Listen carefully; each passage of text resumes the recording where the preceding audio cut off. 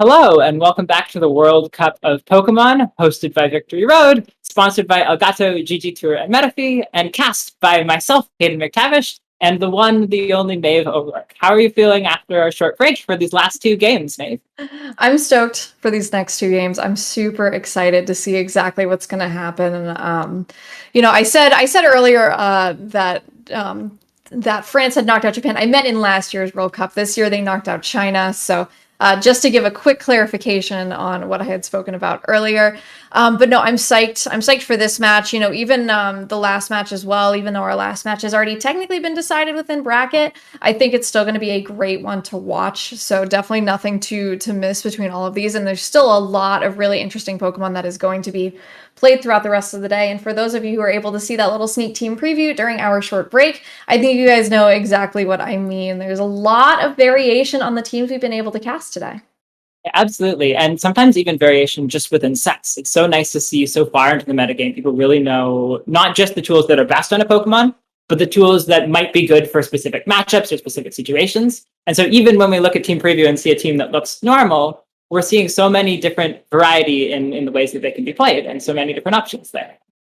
Yeah. So Yeah, lots of heads up play between these trainers. Lots of interesting mind games that you and I have kind of been able to try and navigate through at the same time as these players. Like you guys can see for the previous matches that we've already had going on, some of them have already been settled. Still more results, I believe, between India and Singapore. We are still waiting. I think it is still match point. Technically, there was a match that was playing while we were going live. However, I do not know if we have that result as of just yet. However, I think it's probably getting pretty close to that.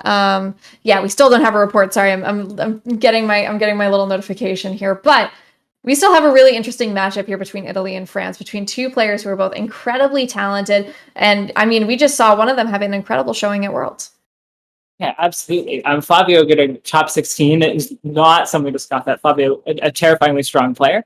But also really interesting to note, we were thinking that this might have been decided already, but it's still just 3-1 in France's favor. And so if Flavio is able to get this win, that gives Italy a chance at repeating the top 16 victory for Italy last time. But it's so interesting to see France starting out with such a strong performance after last year Italy was dominating, like 7-0, I think was the result. And so France is really showing that they have a whole lot they can bring to this. But Flavio, definitely an accomplished player, ready to try to see if he can take this victory from Aurélien, or if Aurélien is going to be able to secure the victory for France. So a whole lot of stakes here that we weren't quite expecting. We thought the other match might have been wrapped up by now, but exciting to see that Italy or France either could win.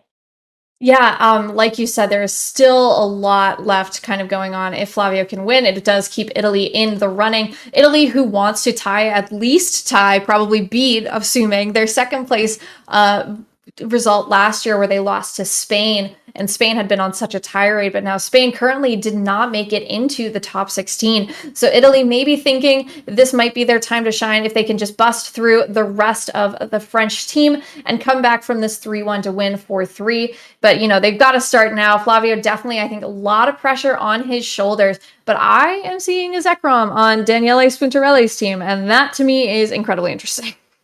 It's so awesome whenever players can bring something out of the box and just signal to the opposing team. You have to prepare for everything. Our team knows how to play standard and our team knows how to play non-standard. And whatever you bring, you have to have a worry in the back of your mind. Like, well, what if I guess wrong on what they bring? What if they have just a perfect counter team? So many things that you have to think about here. And it didn't work in that situation. But sometimes these things are not just getting a victory in that particular set. Sometimes they also have an effect on the outcome of the whole outcome of like these next three matches of needing to worry about all these different things. So it's exciting to see both teams trying to do that a little bit early on in the sets. Yeah, absolutely. And I think if we want to go in and kind of break down what both of these players, kind of their accomplishments, right? Because we have been singing their praises, but if we can go and kind of take an individual look at these players, see what their accomplishments are for this match, being able to break down not just that top 16 victory, top 16 result for Flavio in the World Championships, but maybe if we can get a look and see, because these players they're both very experienced. They've both been playing for quite a while. Flavio been playing since 2014, Aurélien playing since 2019, still looking at all these results in his career within really the density of it for 2022. World Championships top 8 in seniors, North American Internationals top 4 in seniors, Europe Internationals top 4 in seniors, Oceania Internationals top 4 in seniors. Lots of very good results just within the last really year and a half, 2 years. Whereas Flavio, World Championships top 16 just a couple of short weeks ago, World Cup finalist for Italy last year, the Europe International champion in 2019, and a 2-time regional and special event champion. I think Flavio, just so many amazing accomplishments, but also I think it's so easy to miss the rising stars coming up from seniors. And I'm really excited to see what Aurélien brings. Those accomplishments are nothing to scoff at. That's such incredible consistency in really top tier play. And getting that much experience in playing Pokemon is definitely going to show when you're playing as even the best players from Masters Division. And so I'm very excited to see the sort of like an older versus younger player dynamic here too. And I think I'm excited to see if that affects how they play at all. I think that's an interesting little storyline we have here. Yeah, in the seniors division, definitely a lot of competition in there, especially as so many seniors did age up during the pandemic and ended up competing in the Masters division. But it's great to see so much talent in that seniors division, not only just being recognized with their results, but being recognized on a country-based team, right? Because they're still saying, yo, we know that you're an incredible player and we want you on our team. Like, they're not age gating in any way, shape, or form. You just look for the best talent that you have and you pit it against other countries. And at this point, right, Aurélien has a lot riding on him. If they get this win, then they're done with this top 16. They can kind of just cruise through the rest of the week. But looking at the Pokemon that they are trying to do it with, Flavio is bringing the team that he used to get top 16 at the World Championships. That's Zacian, Kyogre, Incineroar, Porygon 2, Shedinja, and Galarian Moltres, whereas on the opposite end, it is that Ice Rider, Calyrex, Groudon, Incineroar, Regieleki, Porygon 2, and Venusaur. So a similar team I believe we saw, but instead of that Venusaur, it had been that Charizard, but two different first partner Pokemon that are able to take advantage of the sun from Groudon. Absolutely. So Aurélien using a team that also top cut the open, used by Florian Flo, the brilliant team builder. So exciting to see this take on it. I think Aurélien must have known that this was a risk coming from that Flavio would bring specifically this team. So I'm curious if there's some interesting choices on sets or interesting game plans for how to handle it. On the other hand, I'm really excited to see how Flavio is planning to leverage just sort of choosing the thing that your opponent might really prepare for, but he's saying, I know how to play this team. I think I can still navigate whatever you throw at me. I just got top 16 of the World Championships with this. I'm definitely able to handle this. So it's going to be an interesting dynamic in this prep-based format. See how that works out.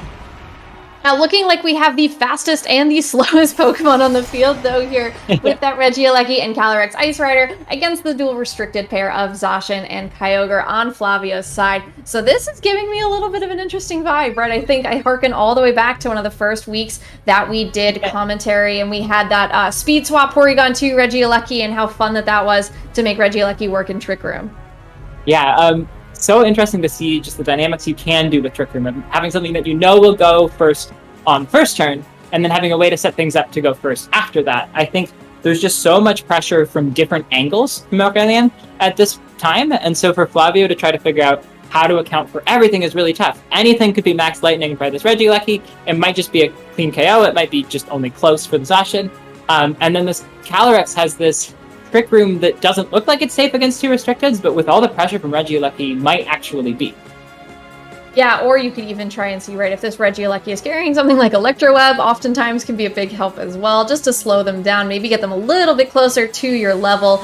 But looks like we are matching Dynamax for Dynamax most likely this turn, thanks to that Regieleki. Going to be this Dynamax Kyogre on Flavio's side. That Regieleki, though, not Dynamaxing because it's going to be faster than the Kyogre itself. So if there is a Dynamax, could be from that Calyrex, or they could just be going for some pretty strong Glacial Lances to double target into the Pokemon on Flavio's side. No Dynamax on the opposite side. Protect is going to be the move from this Calyrex, trying to keep itself safe from the Pokemon on Flavio's side. Looks like here going to be a Thunder Thunder, I believe, from that Regieleki, doing a bunch of damage onto that Kyogre. Zacian going for the Behemoth Blade is going to target into the Regieleki, not targeting into that protected Calyrex, getting damage off onto this big threat, not enough to get that knockout, brings it down to the bottom red percent of its HP.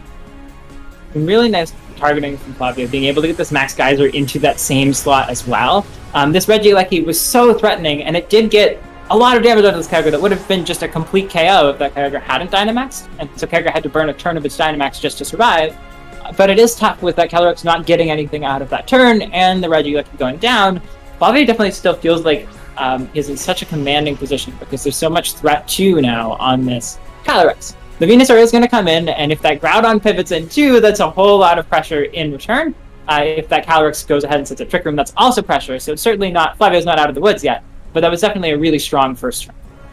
Yeah, and I think it's interesting, right, because you're at least getting a little bit of information. You knock out that Regieleki early, but you're getting the information at least of maybe the item choice, not holding something like that Life Orb, maybe just trying to see exactly how much damage that you're going to be taking from that incredibly fast electric-type Pokemon on Aurelien's side of the field. Like you said, this Venusaur, probably going to be paired with this Groudon this turn, thanks to the Calyrex here switching out. Gonna love getting boosted by the sun. You could go for something like your own Gigantamax, go for that GMAX Vine Lash into the Kyogre. If you're hoping that it's something like that Assault Vest variant, based on your knowledge of the team, then maybe you can get off a big attack and also start building up that residual damage onto the Pokemon on the other side of the field. This Venusaur, though, I think is already putting out so much pressure just by being here, and also by having the sun up next to Groudon, and just trying to mitigate a little bit of what this Kyogre can do. Will be moving, I believe, with a Protect first from the Zacian, going to at least try and stop maybe some big damage if there was a Max Quake of some sort coming out. Looks like a Max Flare from a Weather Ball, though, targeting through that Zacian's Protect, doing a quarter the HP that it normally would have been doing, but it still did a lot of damage, revealing the Life Orb on that Venusaur. Going to be seeing another Max Geyser from this Kyogre, targeting down into the Groudon, doing still a pretty good chunk of damage even without that rain, and will be once again returning the rain to the field. Such a brilliant read from Flavio, just getting both of these first turns exactly right for navigating some really dangerous situations that Aurélien had brought.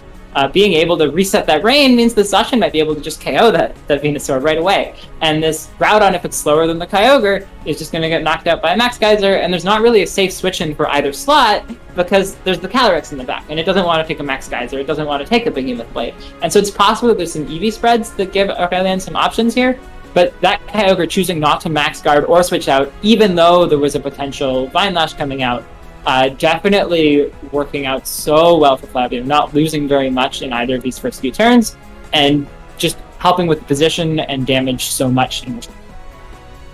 Yeah, and I think also we just kind of got that little sneak peek. I did not see any sort of Max Guard move on this Kyogre, which we get to know, but, Aurélien does not have that fully proven yet. Although going to switch out this Groudon for the Calyrex, probably not wanting to take something like another Max Geyser in front of really what is such a strong Pokemon, but a Max Guard coming out from the Gigantamax Venusaur, going to stall out at least one turn. Behemoth Blade, though, targeting into this Calyrex. No Babiri Berry activation here, is just going to take this move and get pretty much brought down. Is that a Focus Sash variant, or is that just incredibly close? It is a Focus Sash Calyrex Ice Rider here, going to be holding on, I believe, at this point. Another Max move targeting into that Venusaur is going to go into the Max Guard. I believe it was another Max Geyser. Some really interesting targeting here. I would have expected the Behemoth Blade to maybe go into the Venusaur. Maybe that's just not a KO. Either way, being able to confirm that Focus Sash is really interesting for Flavio to be able to know. You have to expect that Aurélien is coming in with a lot of techs designed for handling this team. And so being able to tell what those are in this first game without losing so much ground is really strong. We see that Flavio doesn't have a whole lot of offense on the last two Pokemon that he's brought, and so there's a lot of pressure riding on these two restricteds, but they've gotten so much out of every single turn, a lot of damage every single time. And so it's going to be tough to see how Aurélien is able to come back and handle this in future games, or even just in this one with all the intentional switching from Flavio. Yeah, Incineroar switches in here, gets an Intimidate out onto the Pokemon on Aurélien side of the field, but the one Pokemon that wouldn't love an Intimidate is that 1 HP. Calyrex does switch back into the back for Aurélien, brings out the Groudon, brings out the Sun once more, another opportunity for something like a Max Flare. Zacian, though, going for another Protect this turn, nicely timed around that Max Guard from that Venusaur. Venusaur going for another Max Flare, no G-Max Vine Lash, actually, this entire match just going for another strong Fire-type move into that protected Zacian, and going to still take a little bit more recoil damage from that Life Orb as it wraps up its Gigantamax turns here. Flavio really establishing. You might have come into this match prepped. You might have had some plans for how to deal with some of the threats on my team. You can't make the plays that seem... You have to be really careful about what plays you go for. I'm not going to let you get clean KOs. I'm going to do my best to predict what you're doing and account for everything that you could manage. That switch into Incineroar made sure that Venusaur couldn't really do anything on this turn. There's still a lot of pressure going forwards, but getting that Protect off is really big, and I think just a real challenge from Flavio, saying, can you read me a little bit better this next game? You can see that you aren't getting as much out of these, and I just got Fake Out off. I'm going to get the Behemoth Blade too, and sure, there's still a few more pieces on Aurelian's side of the field, but there's just so much damage going off, and the Groudon's gone too. The Kyogre's in the back to still remove the Sun so that Venusaur can't do anything more. Flavio has really just taken such a commanding lead at this game and really challenged Aurélien to come up with some other plans or make predictions a little bit differently to be able to come out on top. Yeah, and I think at this point, right, Aurélien needs to kind of look forward to that game too. Does the Calyrex do exactly what you wanted it to do by bringing it to this game? Because it just kind of came in, got hit really hard, and then had to leave. And, at this point, it kind of just sat as a pivot piece for a Pokemon that is so offensively powerful and does so well under Trick Room. So maybe you try and bait your opponent into going for their own Trick Room. There was that Porygon 2 brought on Flavio's side of the field. We did not see it. Neither did Aurélien. So he doesn't exactly know that it was there, but we do. So, at this point, seeing that Aurélien did not bring anything that could set up Trick Room besides maybe the Calyrex itself, is a little bit interesting, right? Because at this point, you can maybe take a guess on, do they really try and go hard for that speed control in the next several turns, or the next game? Yeah, absolutely. That is not quite the team I was expecting to see from Aurélien for the particular sets and moves. When I saw the 6 Pokemon, I thought it was going to be a very different style of play. And it's interesting to see this other angle that Aurélien had, given that it seemed so threatening, but also didn't work. And whether maybe you do need to adjust and try to do some speed control. Maybe Flavio now goes for speed control, or maybe it's just not as safe, given that all the offensive pressure that it cut out. Yeah, and it feels like to me, right, that Aurélien, Flavio was really able to just get rid of all of the pressure from all of those attackers, taking out the Regieleki on turn 1, knowing that that's most likely the biggest threat, may force Aurélien, if he wants to bring the Regieleki, maybe bring it in back, possibly allow for something to kind of pivot out, bring it in. If you get a knockout, possibly, if you send something in first, force a knockout onto your own Pokemon and bring your own Pokemon in for free. Go for something maybe like a Dynamax. We know that it's not that Life Orb. We know where the focus sash is. It's on that Calyrex. So there may end up being, it might end up being something like Magnet, or maybe a couple of different items there, maybe even something like that Assault Vest. However, it is the Regieleki and Venusaur lead, but Galarian Moltres has come to this match and is facing with that Zacian. Galarian Moltres, a really interesting choice in this particular matchup. It's tough to bring it against the Regieleki, but against that Venusaur, it's just so much consistency, and the Venusaur really was the thing where it didn't seem like it was causing problems, but only because Flavio was playing just spectacularly well to manage it. And I think it's interesting to see Flavio sort of saying, okay, I know I did amazing this first game. I'm not going to trust myself to work around this Venusaur and Aurelian's adjustments. I'm going to instead start with this Moltres and try to figure out another way around the Regieleki. So I'm interested to see how that works out, or if Aurélien has really settled on something that's a really threatening lead that you can just pivot that Regieleki out if it's targeted too much, or you can do a whole lot of damage into that Moltres, and you've still got Venusaur as a threat, so the Moltres can't just pivot out and leave it free to do what it likes.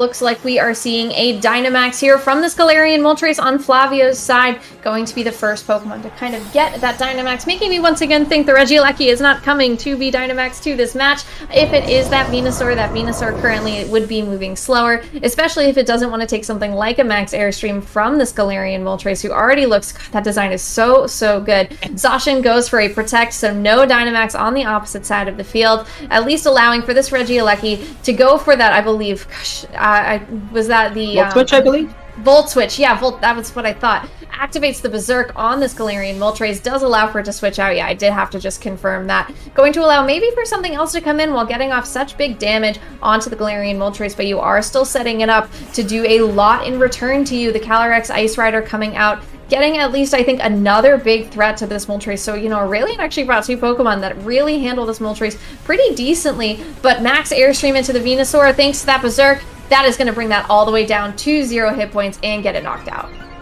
So, tough for Aurélien to lose the Venusaur, but it did cost Flavio a lot. I think Flavio probably was intending to make a trade like that with the Dynamax, like survive the electric attack, KO the Venusaur. But Aurélien can now just bring Regieleki right back in. And you've got so many options to... The Zacian is now faster than Regieleki, I believe, because of the Airstream, but you do still have that KO. You can get into the Moltres. You've got a whole lot of pressure from Calyrex.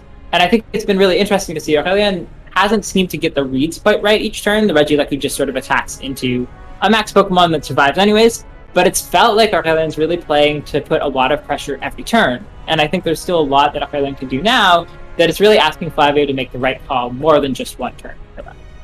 I almost wonder if you were hoping for a roll for that Volt Switch to do just under half of the HP, because it was really so close, right? Regieleki switching back in for that Venusaur, who didn't really get to do a whole lot on that first turn, kind of was just a very visible target for this Galarian Moltres. At least, you know, at this point too, you know another Volt Switch is going to be enough to get that knockout, but you're now contending with a max Airstream on the opposite side of the field.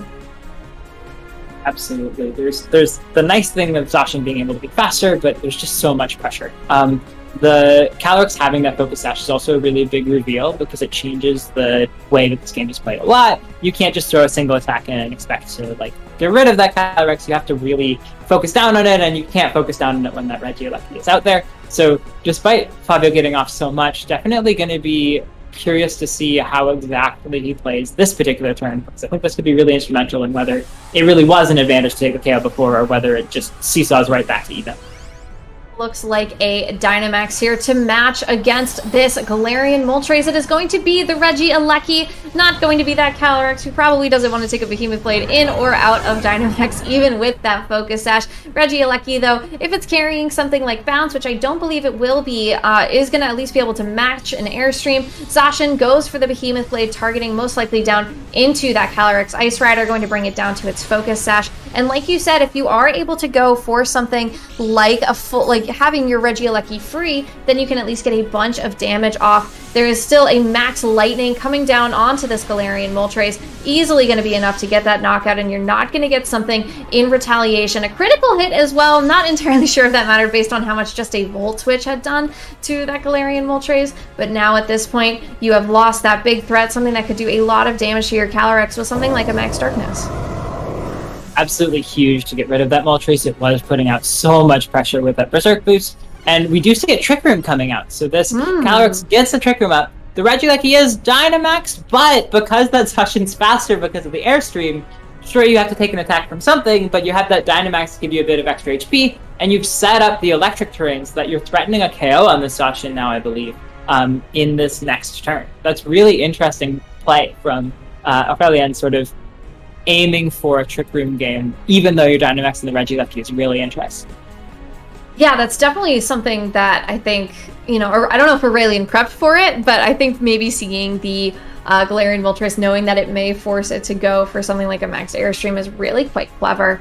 That almost putting that Venusaur out is what feels like bait at this point, to go and get maybe a knockout. You force a knockout onto a Pokemon, but then maybe if your last Pokemon on the back is that Groudon, then you can possibly send that in later after knowing that your Venusaur is not going to become the slowest thing on the field in a Trick Room environment. Incineroar coming out, getting that Intimidate off, will have the opportunity maybe to go for a Fake Out onto this Calyrex on the next turn, get that knockout, but then possibly force something to come in that would love to be in Trick Room more than this Calyrex.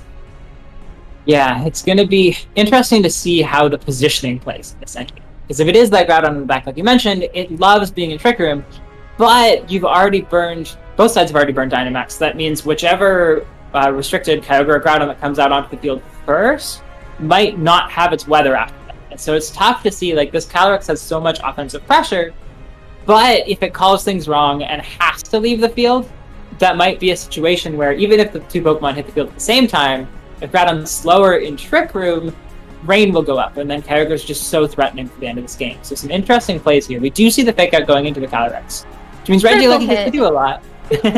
A critical hit for fun on that 1 HP focus Calyrex. At least this Regieleki going to be able to go once more with that Max Lightning, actually targeting into the Incineroar here, and is enough to get that full 1-hit knockout, most likely also thanks to the addition of that electric terrain that is now on the field. This still will mean that Zacian is able to go for a Behemoth Blade, but you're not taking damage from, you know, multiple Pokemon, and at least at this point, you're actually you're not even able to hang on there. That is still a 1-hit knockout, not targeting in, and it was a critical hit. That makes so much more sense. That was so much damage. A huge critical hit that I think is going to help Flavio navigate the rest of this game. That's so tough for Aurélien side to see, the being able to have that Regieleki still around and distracting the two Pokemon on Flavio's side while Groudon tried to get some Precipice Blades off would have been really important. I think Aurélien might also have been potentially anticipating a Protect from the Zacian, trying to save itself from those Max Lightnings, and taking out that Incineroar instead was a really good call. Although, we're seeing the Groudon's actually faster than the Kyogre, so it gets Sun Up in this endgame in Trick Room.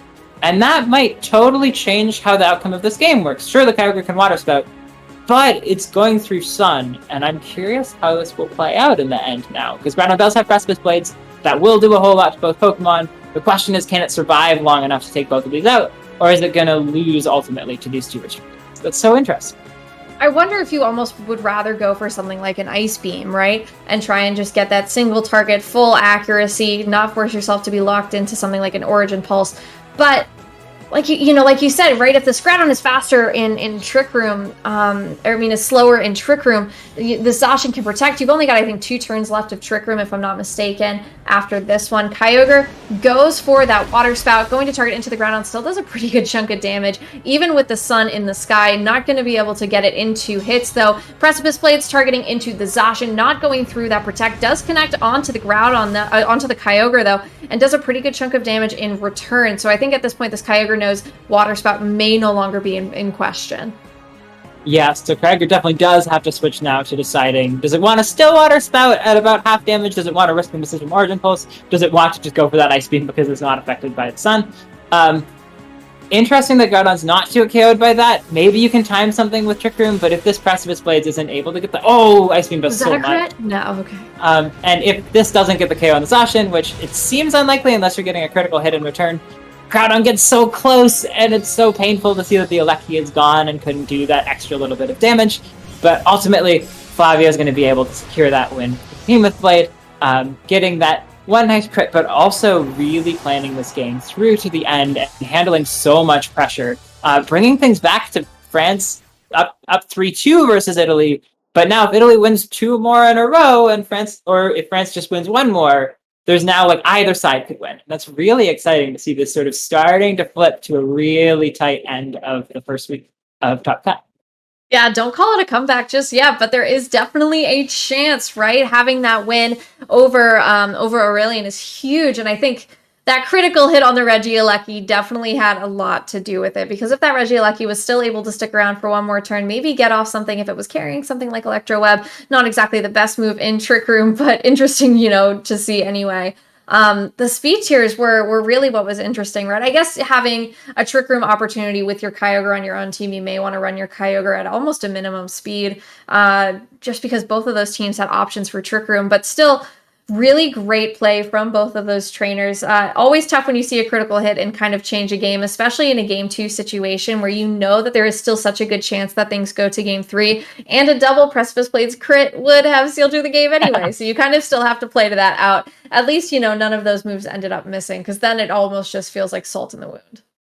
Yeah, so a tough set for Aurélien side, but still very well played. There was clearly a lot of prep that went into this, and it really paid off in a lot of ways of having so much pressure on Flavio, but Flavio really just showing the veteran ability with his team, really trusting, I know you're going to come in ready for this, but I know how to play this team, and I'm going to be able to navigate whatever asymmetric matchup there is. And I think it was really neat to see such a confident call from Flavio, knowing that if he lost, his team would be out, and still wanting to just rely on the tried and true team that he's been using for so long. I thought that was really amazing to see, and it really showed in almost every turn, just doing so much to handle things. That looked like a precarious situation every turn for Flavio, or many turns. And he managed it so beautifully that there wasn't too much risk and you got the right calls. It was such a joy to watch.